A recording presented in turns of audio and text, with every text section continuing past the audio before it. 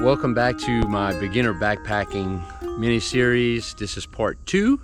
In case you didn't catch the first one, we're in Chico State Park here in Evangeline Parish, Louisiana. And today we're going to be talking about gear choices as far as you beginning your journey into backpacking. So stay tuned.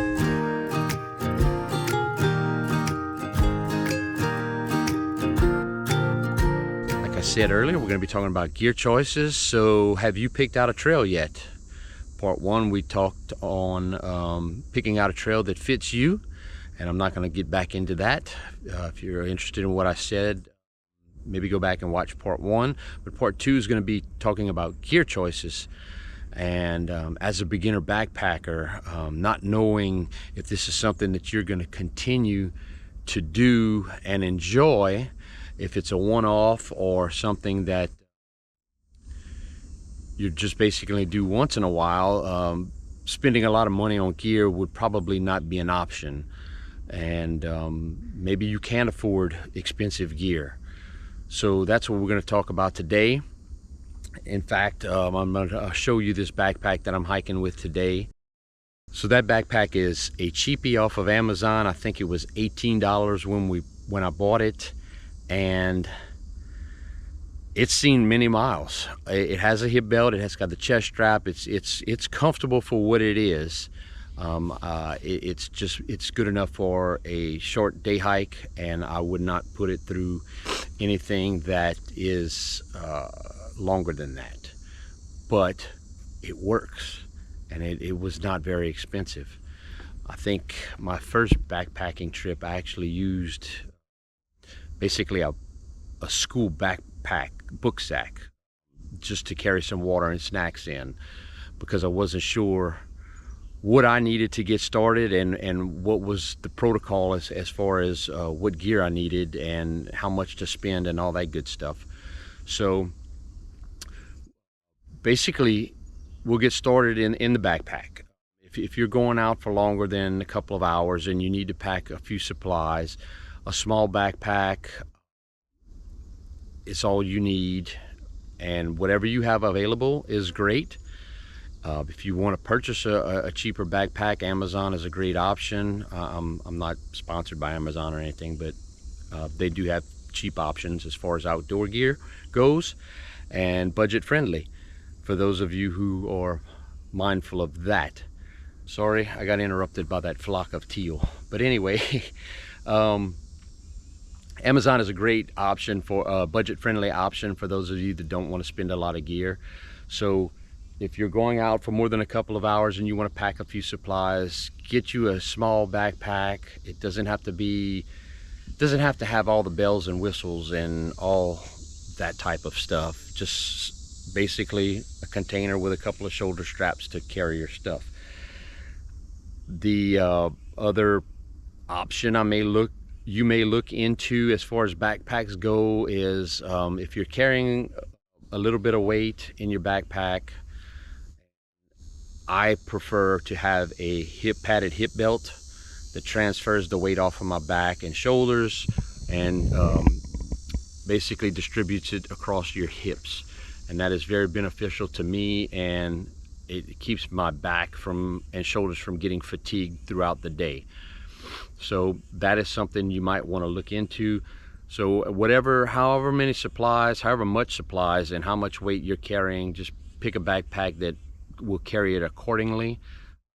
I would imagine that if on your first trip, if you're just going out for a couple hours or a day hike, other than food and water, you shouldn't be carrying much more than that. Make sure you have a phone and or a compass, some form of navigation, if you will, so you don't get lost or turned around or whatever. The other thing you need to be mindful of is a poop kit. You do need to have a way to go to the restroom should you need to go out in the backcountry, and not every trail offers restroom facilities. So bring your roll of toilet paper and get you a small, I carry a deuce of spades. It's a small trowel. It's just enough to dig a little hole, bury your stuff, cover it up, and go on about your day. So that would be the other couple gear recommendations that I have.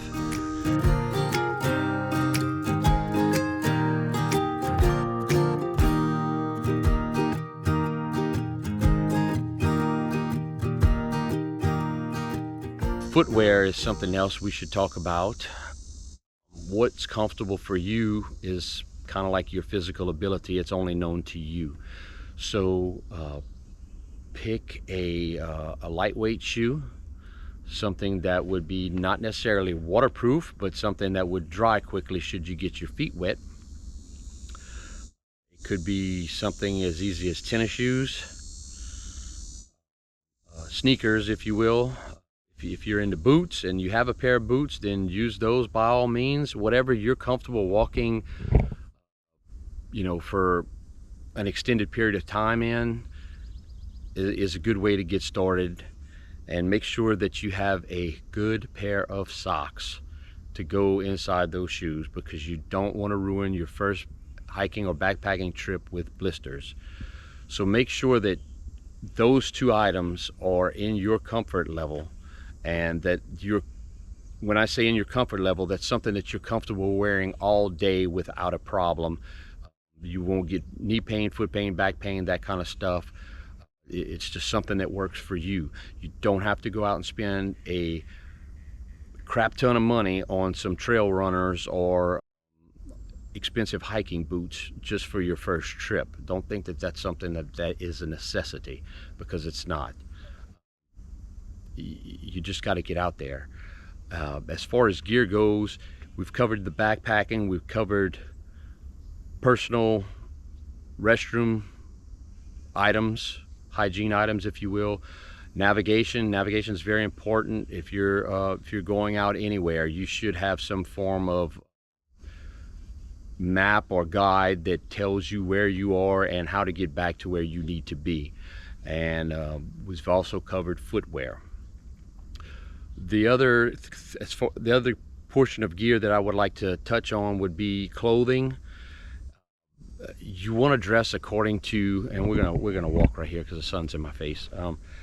The other clothing, you want to dress according to what the weather is on the day that you choose to go on the trail that you chose. A lot of choices here, and that's part of the fun of planning a hiking or backpacking trip.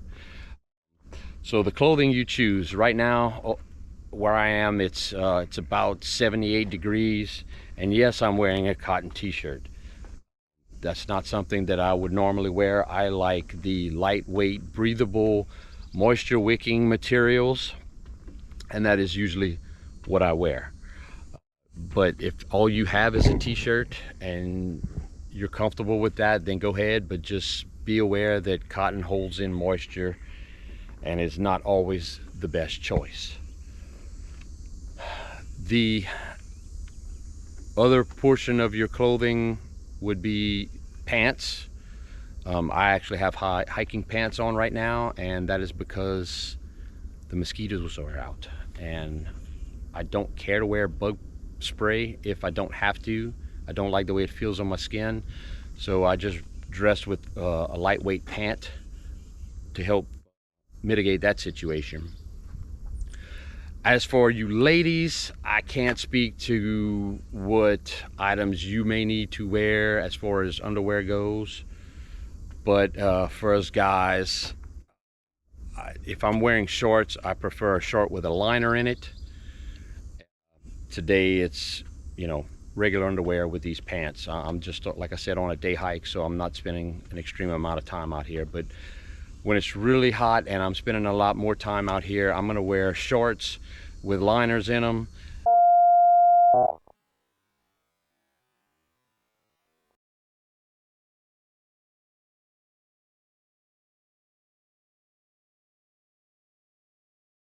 So, and this is all stuff that I've acquired over time. It's not something that I went out and bought right away.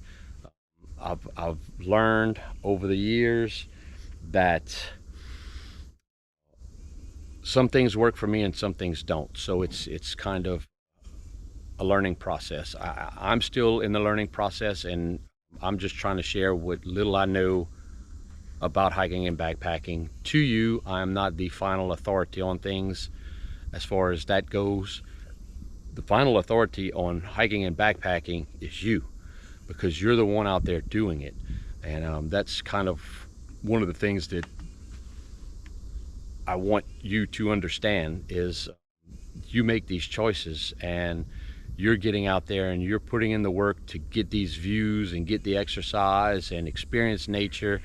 That is your choice, and it's a great choice, but it's also a learning process. So you never stop learning. All the times you get out and hike and you're outdoors, it's a non-stop learning process. So that pretty much covers it for gear. Don't have to go spend a bank load of money just to get the biggest and the best, and you're not even sure if this is something that you're going to be doing on a regular basis or even ever again. I would like to think that you will do it again, because that is pretty much my goal as far as my channel goes, is getting you, the viewer, to get out and experience the great outdoors and get out there and move and hike and backpack and or camp, and depending on how far you get into it. But you're not going to experience these things by sitting in front of a screen watching YouTube. I thank you for watching this one, but you know, you can see all the videos and watch all the pictures, and I've said this time and time again, it does not do any justice for what is the experience you will have outdoors in nature on your own. So with that being said, we're going to wrap it up for part 2. Ring that notification bell and get notified when part 3 comes out. I'm trying to keep these as short and as concise as possible. That way I don't bore you to death with a crap ton of details. So stay tuned, part 3 coming up shortly. I'm gonna hike on and try to finish the day in the shade, and we'll get to part 3 soon. See you in the next one.